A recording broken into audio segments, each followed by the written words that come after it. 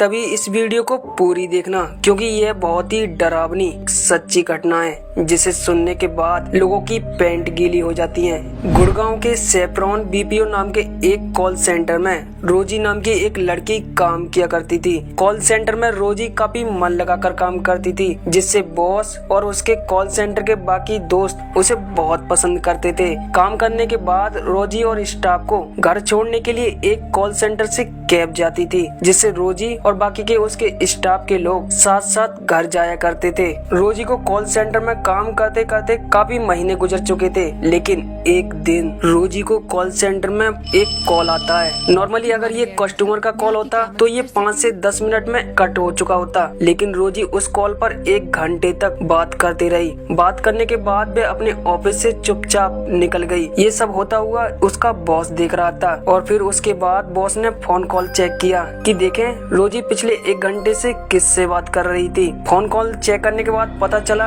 कि उसमें कोई ऐसा कॉल आया ही नहीं था जिसमें कॉल की टाइमिंग 1 घंटा हो। मतलब रोजी 1 घंटे से अपने आप से ही बातें कर रही थी। उसके बाद रोजी कई दिनों तक ऑफिस नहीं आई। यहाँ से स्टार्ट होते हैं डरावने ट्विस्ट। कई दिनों तक ऑफिस न आने पर उसके साथ काम करने वाले दोस्तों ने सोचा कि क्यों ना रोजी के घर जाया जाए और देखा जाए कि रोजी को आखिर क्या प्रॉब्लम हो गई। यहाँ रोजाना रोजी को कैब छोड़ती थी, वहाँ उसके दोस्तों ने रोजी के बारे में आसपास के लोगों से पूछा तो पता चला कि वहाँ तो रोजी नाम की कोई लड़की नहीं रहती है। तब उसके दोस्त घबरा गए कि रोजी रोज तो यहीं उतरती थी, अगर वो यहाँ नहीं रहती तो फिर कहाँ रहती है। उसके दोस्तों ने रोजी के बारे में खूब छानबीन की, तब उन्हें उसका ओरिजिनल एड्रेस मिल ही गया। जब वे उसके ओरिजिनल एड्रेस पर जा रहे थे तो सोच रहे थे कि रोजी गेट खोलेगी, लेकिन रोजी के एड्रेस पर जाने के बाद उन्होंने बेल बजाया तो गेट रोजी के पेरेंट्स ने खोला। तब उन्होंने पूछा कि आप रोजी के पेरेंट्स हो? रोजी कहाँ है और वो इतने दिनों से ऑफिस क्यों नहीं आ रही है? तब रोजी के पेरेंट्स ने जो कहा